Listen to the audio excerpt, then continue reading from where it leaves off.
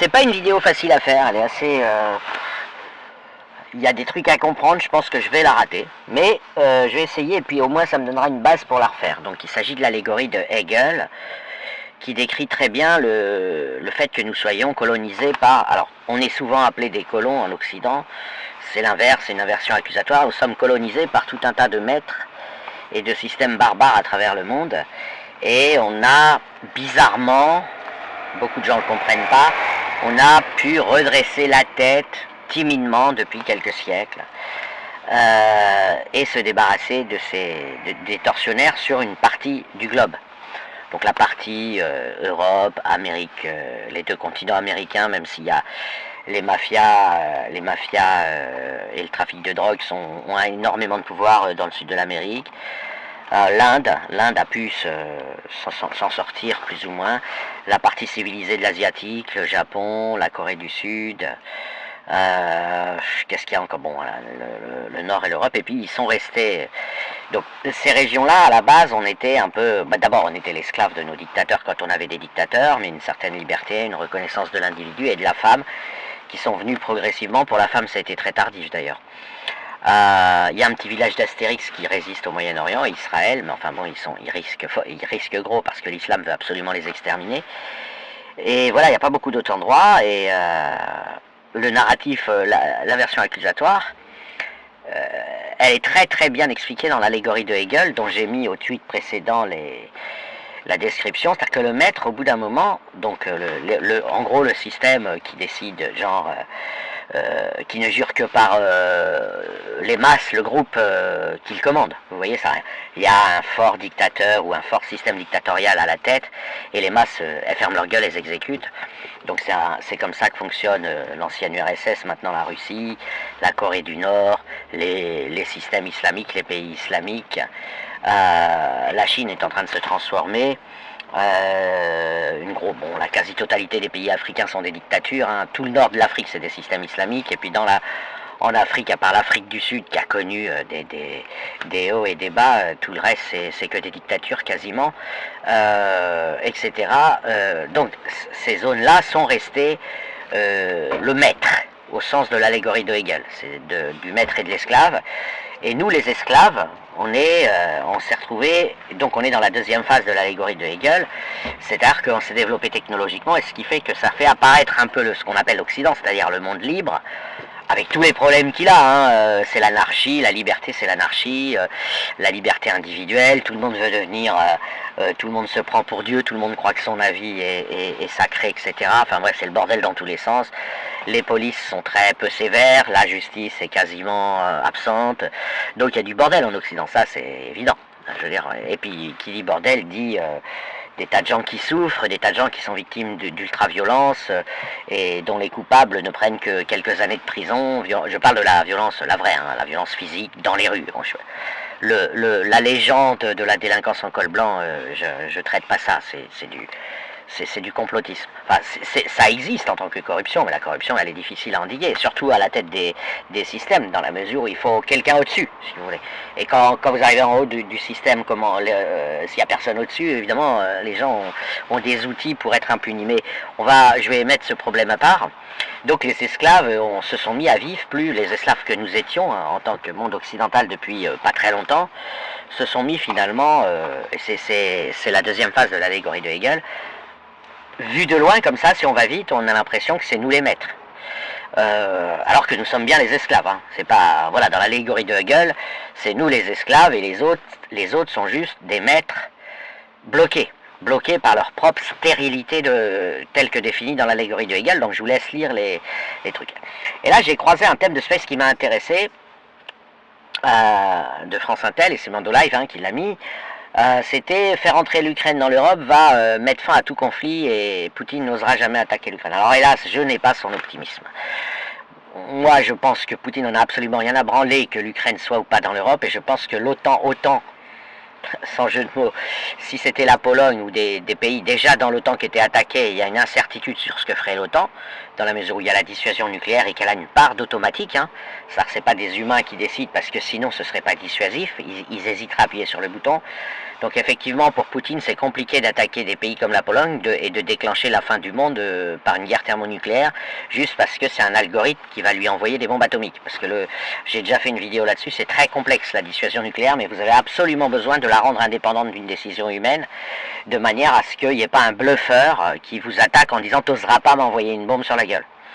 Et du coup, de ce fait, du fait de l'organisation de la dissuasion nucléaire, et ça pourrait alimenter Mando Live, on pourrait imaginer que ce soit efficace, sauf que là c'est très problématique parce que Poutine considère que l'Ukraine est à lui, et donc ça se ferait après, et donc là on n'est plus du tout, en plus la dissuasion nucléaire n'est pas organisée algorithmiquement pour intégrer l'Ukraine, et donc ça entraînerait quasiment un lancement de bombes nucléaires automatiques sur Poutine avant même qu'il ait quitté l'Ukraine, avant même qu'il ait fait preuve de bonne volonté, ou alors des décisions complexes, enfin bon bref, à mon avis c'est une bonne idée de le prévoir, mais tout en, je sais pas exactement comment c'est fait, mais tout en préservant l'idée qu'il ne s'agit pas d'une déclaration de guerre de l'OTAN, enfin du monde occidental à Poutine. Maintenant, Poutine est un problème parce que Poutine, et le problème de la Russie en général, c'est que c'est un système avec le peuple ne compte pas, les chefs comptent, et le problème c'est que des chefs il n'y en a pas beaucoup. Il y a quasiment d'ailleurs que Poutine. Hein. Et contrairement à la Chine, qui a un système, qui est une dictature, mais collégiale, et qui vient de mettre en place la sélection naturelle pour permettre, la Chine est devenue ultra-libérale et fonctionne comme l'Occident. Elle a mis en place la sélection naturelle et au sein de son 1,5 milliard d'habitants, comme l'Inde d'ailleurs, qui essaye de faire pareil et qui va bientôt faire pareil que la Chine. Mais il fait chaud en Inde, donc c'est pas évident c'est moins facile de bosser, il fait plus chaud qu'en Chine. Voilà, donc la Chine, en gros, c'est comme l'Occident, hein, c'est un système. Parce qu'il ne faut pas confondre la sélection naturelle avec la démocratie sous une modalité précise. Hein. La sélection naturelle, c'est juste que vous mettez en place c'est la réussite au mérite, on va dire. Allez, pour faire simple, c'est le principe, mais non moral, hein, de réussite au mérite. C'est-à-dire de ne pas castrer les éléments de la population pour qu'ils puissent se développer. Donc il faut une certaine liberté, un individualisme, un ego. Il faut que le moi, le je existe, le moi des gens existe. Et la Chine est en train de développer ça de manière à avoir des ingénieurs, des scientifiques, et, enfin bref, de sortir de son état où elle était avant. Elle est déjà très avancée, bon, elle a déjà tout compris, hein, puisque la sélection naturelle, c'est un truc qui est scientifiquement assez bien détaillé. Donc pour les Chinois, voilà, ils ont piqué tous les brevets, enfin toutes les inventions occidentales, et ils les réadaptent à leur sauce, mais en gardant l'essentiel qui est la sélection naturelle, c'est-à-dire le libéralisme, en gros, même si c'est un système de points, c'est pas tout à fait comme de l'argent, le pouvoir central garde un contrôle, mais enfin il fait semblant de garder un contrôle, parce que par définition, quand tu mets en place une liberté une créativité qui provient de la liberté individuelle, tu peux que contrôler les grandes lignes. Donc c'est exactement comme le libéralisme occidental, quoi. Et qu'est-ce que je voulais dire? La Russie, c'est pas pareil. La Russie, les habitants, ils sont assommés. Voilà. C'est ferme ta gueule. Ils sont tellement habitués à fermer leur gueule mais ils disent même qu'ils sont contents. Donc c'est pas tout à fait comme la Corée du Nord, mais on a affaire à une population anesthésiée, qui bosse et qui ferme sa gueule, si vous voulez, et qui en plus dit je suis content. Donc c'est un pays mort. On va dire qu'au niveau de la population, c'est un pays qui est mort. Il se passe rien en Russie. Son taux de suicide a littéralement explosé, parce que normalement la religion, la peur de l'enfer empêche le suicide. C'est comme ça qu'on arrive à calculer d'ailleurs le nombre de gens qui ont apostasié dans les pays musulmans. Il y a plusieurs indicateurs, mais il y en a un qui est très utile, c'est le taux de suicide, parce qu'un musulman ne peut pas se suicider.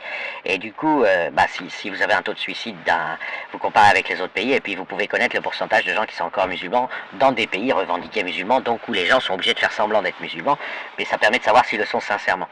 La Russie, par contre, ils ont 20% de musulmans, ils sont d'ailleurs très en danger, il y a énormément de conflits, mais elle arrive à les cacher, mais surtout ils ont un système pyramidal, un pouvoir central, c'est Xavier Dupont de Ligonnès à la tête du pays, Poutine, hein, il a le même syndrome, il a le même profil psychologique que Xavier Dupont de Ligonnès. Je vous renvoie à ceux qui ne connaissent pas ce personnage, je vous renvoie à son histoire. Et donc la grande problématique occidentale, c'est pas la Russie, c'est Poutine. C'est la tête de la Russie. Poutine et quelques fous furieux qui l'entourent. C'est-à-dire c'est des gens qui s'en foutent de mettre de déclencher la fin du monde, ils vivent une aventure personnelle. Et pas forcément, Poutine il possède 50 milliards d'euros de fortune personnelle, donc c'est pas pour ses intérêts qu'il travaille. De même, tous ceux qui l'entourent, ce sont des multimilliardaires. Mais ils ont voilà. Le problème, c'est l'ego. Le problème quand il y a très très peu de dirigeants comme ça à la tête de la première puissance nucléaire et militaire du monde, le problème c'est l'ego.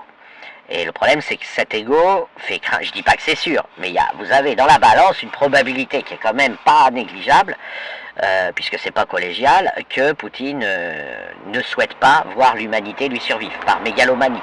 On le sait, mégalo, il y a eu des tas de mégalos sur la planète, ils acceptent de mourir en laissant d'autres gens vivre. Mais a priori, la mégalomanie n'est pas forcément une certitude. Enfin, je veux dire, c'est pas parce que on n'est pas encore mort que le mégalo le plus puissant du monde, qui est Poutine, hein, parce que je rappelle, en Occident, il n'y a pas de chef, hein, c'est des marionnettes, c'est tout un système collégial, un peu comme la Chine, mais on n'est pas sûr à 100% que le mégalo à la tête de la Russie ne vise pas un but qui est tout simplement il fait semblant de jouer jusqu'à ce qu'il se sente très peu en forme, et quand il sentira la mort approcher, parce qu'il est vieux, hein, enfin il n'est pas tout jeune, son dernier trip, ce sera de tout faire sauter, donc de mettre fin à l'histoire humaine par une guerre thermonucléaire.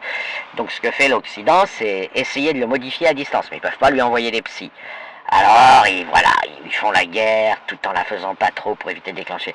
Mais l'idée, c'est de gagner du temps pour que la Russie devienne un pays un peu plus collégial, avec à sa tête non pas une personne qui décide de tout, avec une garde de 300 000 hommes. La garde qui protège Poutine, elle est indépendante de l'armée russe. Même si l'armée russe voulait renverser Poutine, il faudrait qu'elle fasse la garde personnelle de Poutine. C'est très très complexe. Et donc l'Occident, il attend que la Russie, non pas se démocratise, c'est une utopie, mais au moins laisser le temps à ce mec de se soigner, d'arrêter ses discours anti-occidentaux stériles, vides, parce qu'il troll, hein. À chaque fois qu'il fait un discours, il troll, il nous sort les grands trucs, il a rien à envier aux grands complotistes de France Intel ou de Twitter, quoi. Il nous sort les grands trucs, hégémonie de l'Occident, etc. Genre, il se plaint que l'esclave veuille être maître, ce qui est pas, voilà, l'Occident, c'est l'anarchie en Occident, je vois pas qui veut dresser l'Occident. Il y a plein de gens qui veulent devenir milliardaires en Occident ou puissants, mais dresser l'Occident, c'est pas évident au stade où ça en est. Hein. Donc les critiques de Poutine, c'est des critiques contre des moulins à vent ou contre le sexe des anges. Mais il fait bien semblant et il met bien dans sa poche tout un tas de gens dégoûtés de la vie, enfin voilà.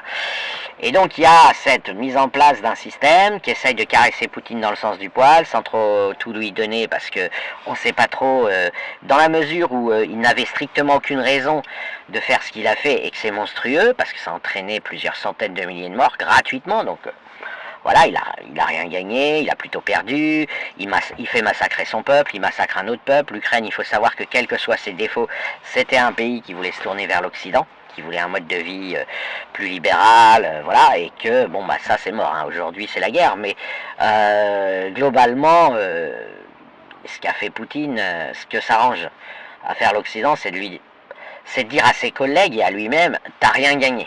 Continue si tu veux, t'es puissant, tu peux mettre fin à toute vie sur Terre. Enfin, peut-être pas celle des animaux, et encore, hein, une guerre thermonucléaire, je sais pas trop. Mais on cherche à te faire comprendre que t'as rien gagné. Voilà, faut que tu comprennes, t'as rien gagné. L'Occident, il gagne rien non plus dans l'histoire. L'Occident, il cherche à survivre. Il cherche à... Voilà, il veut pas que ce soit la fin du monde. Il veut pas une guerre nucléaire, c'est tout. Mais il a rien... voilà, il s'en fout à la rigueur. L'Ukraine, bien sûr, il y a des terres rares, mais l'Occident, il les achète. Voilà, comme il fait partout dans le monde pour se fournir en matières premières et en matières diverses et variées, il achète l'Occident. Et la Chine aussi. Et d'ailleurs, la Chine est maintenant plus puissante que l'Occident et va acheter l'Occident tranquillement. Les gens qui disent les Chinois nous menacent se trompent. Les Chinois vont nous acheter. Après, est-ce qu'ils vont bien nous payer? Ça, c'est une autre affaire. Ok? Mais les Chinois, ils sont en train de faire leur ils mutent, ils progressent en science, ils n'ont pas les problèmes de l'Occident parce que avant c'était une dictature, donc les gens sortent. Ça ressemble un peu à l'Espagne d'une certaine manière, la Chine. Hein. Enfin, ils suivent un parcours qui est alors, c'est un autre peuple, l'Asie c'est un autre monde, mais il y a une comparaison un peu à faire avec l'islam, l'Espagne, qui a longtemps, le lapsus terrible, qui a été longtemps sous une dictature, et puis qui s'est libéré doucement, mais les gens étaient tellement habitués à une dictature qu'ils ont encore plein de réflexes, leur police espagnole, elle est encore très dans la culture d'avant, enfin bon. C'est d'ailleurs pas très agréable. Hein. N'allez pas résister à des policiers en Espagne. Même si vous êtes poli avec eux, ils vous mettent des baffes. C'est parce que voilà, c'est le style espagnol. Et la Chine, un peu comme ça, elle découvre la sélection naturelle, donc une certaine forme de libéralisme, mais elle y va timidement. Et elle va acheter l'Occident. Et bon, et puis on va se vendre. Voilà, la question c'est qu'est-ce qu'on va négocier. Mais on voudrait que la Russie soit comme la Chine, quitte à dire du mal de l'Occident pour faire semblant de maintenir une certaine autorité sur son peuple. Ce qu'on voudrait, c'est qu'il y ait 1000 ou 2000 personnes à la tête de la Russie, pas Xavier Dupont de Ligonnès comme c'est le cas actuellement, quoi. Pas un champion d'échecs, mais il est tout seul. Vous voyez, il est tout seul et on ne sait pas trop c'est quoi ses fantasmes. Alors on peut se tromper, mais le risque il est là, quoi. Donc pour moi, faire entrer l'Ukraine dans l'Europe, c'est un non-sujet. C'est-à-dire, si un jour ça se fait, ce sera avec l'autorisation de Poutine. Voilà, mais ça ne pourra pas se faire contre Poutine. Ce sera très très durement, ou ce sera en apparence fait contre Poutine, mais on se sera assuré qu'il a perdu un peu de pouvoir sur son système. Voilà, et encore une fois, tout dépend des codes nucléaires. Voilà, le problème avec Poutine, c'est uniquement qu'on a un forcené avec un bouton nucléaire. Hein. Il n'y a pas, voilà, c'est pas, on n'a pas de problème avec la Russie, on a de problème avec la tête de la Russie, puisqu'on a à sa tête des forcenés avec des boutons nucléaires, du point de vue occidental. Je suis pas en train de dire, j'explique. Bon, voilà, c'est pas faire rentrer l'Ukraine dans l'Europe, c'est qu'un papier et ça va rien changer. Alors après, s'il s'agit de travailler sur l'économique et les droits de douane, là, je vais me déclarer incompétent. Maintenant, je voudrais revenir aussi sur une autre chose, c'est qu'en Occident, vu que c'est l'anarchie totale, vous avez tas de gens en Occident qui sont en désaccord, et en particulier l'islam est en train d'essayer de coloniser l'Occident. Et ces gens qui vivent en Occident, qui sont grassement payés par nos impôts, ne passent leur vie à trouver merveilleux tout ce qui n'est pas occidental. Poutine, j'ai beaucoup vu des éloges de la Corée du Nord, enfin tout ce qui est force et puissance qui s'impose et qui écrase les peuples. Alors, là, je voudrais dire quand même, donc là, je suis pas en train de faire des propositions, mais de décrire un processus. Moi, j'observe quand même qu'il y a pas mal de partis de l'Occident, y compris dans des gens qui, il y a encore 10 ans, pouvaient être contre l'Occident, ont un peu réfléchi et se sont dit, ouais, en fait, ça marche pas ce coup de la colonisation, nanani nananer. Ok, c'était vrai il y a 300 ans, mais ils sont tous morts, les gens de l'époque. Et aujourd'hui, il y a plein de gens qui s'aperçoivent que c'est l'islam qui a revêtu. Donc l'islam, plus gros colonisateur de l'histoire humaine, sans strictement aucune pitié et sans mea culpa. Hein. En islam, l'islam c'est la vérité, l'islam est parfait, et les mécréants n'ont qu'à fermer leur gueule et on les exécute s'ils l'ouvrent, ok. Et de toute façon, vous êtes forcés de vous convertir. Alors même s'il y a beaucoup de musulmans modérés qui disent « Ah non, je suis pas pour ça », bref, le système islamique, il a sa force d'inertie qui est fondamentaliste, et qui décrète que voilà, on doit se soumettre à l'islam. Et c'est pour ça que c'est très très marrant d'enregistrer quand il y a des subsahariens, enfin quand il y a des victimes de l'islam qui montent dans un space en disant « Attendez les gens, moi je suis africain », j'ai rien à voir avec l'Occident, d'accord, l'Occident nous a colonisés il y a très très longtemps, mais eux ils ont aboli l'esclavage d'eux-mêmes, vous continuez de nous massacrer, et par ailleurs on veut se décoloniser. Et là, t'as tous les maghrébins d'espèce qui disent quoi, non mais tu vas fermer ta gueule, tu vas rester un esclave, on est esclave de l'islam. Et quand tu leur dis mais vous aussi vous avez été colonisés, les habitants du Maghreb, ils répondent oui mais je suis content. J'avoue, j'ai été colonisé par la guerre, la barbarie totale, mais ils m'ont apporté l'islam et ils m'évitent l'enfer. Vous voyez, c'est un argument circulaire. Et je vous jure, c'est voir des victimes se présenter comme heureuses des tortures, y compris des tortures mentales, l'islam est une torture mentale, que leur ont infligé les inventions arabo-musulmanes, ça fait toujours rêver. Et ils n'ont pas d'argument. Hein. Et donc, du coup, c'est marrant qu'ils n'y aient même pas réfléchi. Ça, c'est un autre partie de l'allégorie de Hegel, c'est que l'islam et LFI en France, sur les réseaux sociaux, ils ont une caractéristique. Ils ne supportent pas d'avoir des contradicteurs en face d'eux. Quand je dis ne supportent pas, ils vont s'arranger matériellement pour que la contradiction ne leur arrive pas. Ils ont déclaré, c'est des fachos, c'est des islamophobes, c'est des merdes, et de toute façon c'est des mécréants. Donc cette conjugaison, cette addition d'adjectifs, c'est un verrou qui manipule. Alors nous, souvent, on se sent insulté, on se dit, bon, bah voilà, tant pis, on va voir ailleurs. Hein.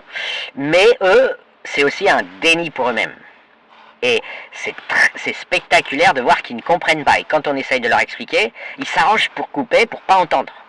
Et après, ils vont formuler un truc en disant, ah mais on sait ce que vous allez dire, c'est pas la peine de le dire. Et en fait, on s'aperçoit qu'ils formulent n'importe quoi, parce qu'ils sont de toute façon déréglés par leur prisme islamique. Et alors, chez LFI a pris ce biais aussi, mais LFI c'est plus classique, mais eux, ils se sont bunkerisés dans leur pensée, ne parlent qu'entre eux. Et toute personne qui ouvrirait la bouche pour émettre un doute, c'est... Voilà. faut le dégager, c'est un facho.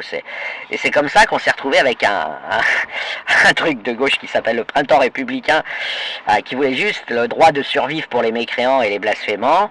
Il s'est retrouvé d'extrême droite, facho, et les LFI, ils alimentent, tranquille. Ouais, non, mais Samuel Paty l'a bien cherché, la rédaction de Charlie, elle l'a bien cherché, et si tu dis le contraire, t'es du Printemps républicain, et t'es d'extrême droite, et t'es un facho, et blablabla, enfin, on connaît. Voilà, et donc, là, on est typiquement dans Hegel aussi. Le maître qui se stérilise tout seul en refusant toute écoute, même que lui viennent les informations mentales que l'extérieur pourrait lui apporter. Ce qui fait que quand vous avez des Africains, ce qui est rare, hein, parce qu'ils sont timides, ils ont peur, mais quand vous avez des Africains qui viennent dire à des musulmans, non mais attends, vous êtes les pires colonisateurs pour nous, et on s'en rend compte, on n'est pas fous. On voit bien comment nous traitent les musulmans en Afrique. On voit bien comment les musulmans se comportent à l'égard des non-musulmans. C'est une boucherie. Et là, ils disent, non, mais tu vas fermer ta gueule, l'islam c'est la vérité. Donc estimez-vous heureux qu'on vous laisse en vie et qu'on se contente de vous fouetter, mais soumettez-vous à l'islam, vous n'aurez plus de problème. Un musulman ne peut pas être l'esclave d'un autre musulman. Je cite de manière quasi exacte. Et c'est général, c'est la constante des réponses. Mais en général, ce qui s'arrange, c'est... Alors, s'ils sont hôtes de space, ils dégagent la personne directe. Ils supportent pas qu'un noir vienne contester l'islam. S'ils peuvent pas le dégager, ils vont lui dire qu'il est un traître. Et voilà, et sinon ils vont lui dire, t'as de la chance qu'on t'ait apporté la vérité. On n'est pas des colonisateurs comme l'Occident, nous on est venus, mais on est venus imposer par la force la vérité comme nous le commande Allah. On n'est pas des colonisateurs, on a juste obéi aux ordres de Dieu. Voilà. Je vous jure, ils disent ça. C'est un truc de fou. Et leurs victimes, bizarrement, disent, ouais, mais ils nous ont apporté l'islam, donc ils nous évitent l'enfer. Donc j'ai même tout un discours, un mec qui dit, moi je reconnais que mon pays et tout a été colonisé, mais s'il ne m'avait pas colonisé, eh bien j'irais en enfer comme mes ancêtres, tandis qu'aujourd'hui j'ai la chance, moi je pourrais aller au paradis parce que les arabo-musulmans m'ont apporté l'islam. C'est ce qu'ils disent, voilà. Donc voilà où mène la situation de maître. Quand vous êtes maître, quand vous n'avez pas la reconnaissance de la souffrance de l'autre, de l'individualité, de l'individu, ce qu'on appelle souvent le droit de l'homisme, l'humanisme, enfin ça, après les noms publicitaires, moi je suis pas très fan, hein, mais bref, la reconnaissance de l'autre, le respect de l'autre, l'écoute de l'autre, vous êtes un maître, mais au bout d'un moment, ce maître, c'est-à-dire toute la partie hostile à l'Occident, qui sont des maîtres juxtaposés, qui sont des pachas, ils sont tous d'ailleurs milliardaires, il n'y a qu'en Occident que les dirigeants, alors il y en a qui sont milliardaires en Occident, mais ils ne sont pas dirigeants, c'est des entrepreneurs souvent, même s'ils sont mouillés des fois jusqu'au cou. Nos élus, ils touchent quelques dizaines de milliers d'euros par mois, c'est beaucoup, mais ça n'a rien à voir avec les multimilliardaires qui dirigent tout ce qui n'est pas Occident, que ce soit même en Afrique, en Asie, à l'est de l'Europe, en Amérique du Sud, tous milliardaires les dirigeants. Tous ces maîtres, ce qui est très spécial là dans la phase 2 de l'allégorie de Hegel, qui était quand même un philosophe assez intelligent, pour moi je pense qu'il était assez intelligent, après je suis pas un grand fan des philosophes et des littéraires, hein, mais bon, je trouve qu'Hegel il était quand même, il cogitait comme beaucoup, hein, mais il arrivait à des conclusions qui étaient, voilà, il discutait, c'est quelqu'un qui aimait bien discuter. C'est pas quelqu'un qui arrivait en faisant semblant d'être scientifique à la fin, comme beaucoup de philosophes font. C'est des littéraires, ils font de la philosophie, mais à la fin ils vous présentent leurs conclusions comme s'ils avaient fait de la science. Ce qui est un peu, ça fait bizarre quand on est un scientifique d'entendre des charlatans arriver, enfin des littéraires, mais à la fin ils passent pour des charlatans parce qu'ils prennent un air scientifique quand ils s'expriment. Hegel il assume totalement, voilà, je cogite de manière littéraire et tout. Et dans cette phase de l'allégorie de Hegel, c'est trop marrant de voir comment se comportent les maîtres du monde, c'est-à-dire les gens hostiles à l'Occident, face à l'espace de liberté. Ils sont en train de dire qu'en fait cet espace de liberté est un maître et qu'ils seraient les victimes de cette liberté. Voilà. Alors évidemment, ça peut paraître paradoxal. En réalité, l'islam est pour beaucoup dans ce narratif, puisque sinon, évidemment, et c'est pour ça que il y a plein de gens qui sont en train de se dire, ah non mais finalement l'Occident j'ai pas envie qu'il tombe, et il y a plein de gens qui sont en train de dire c'est pas si con finalement.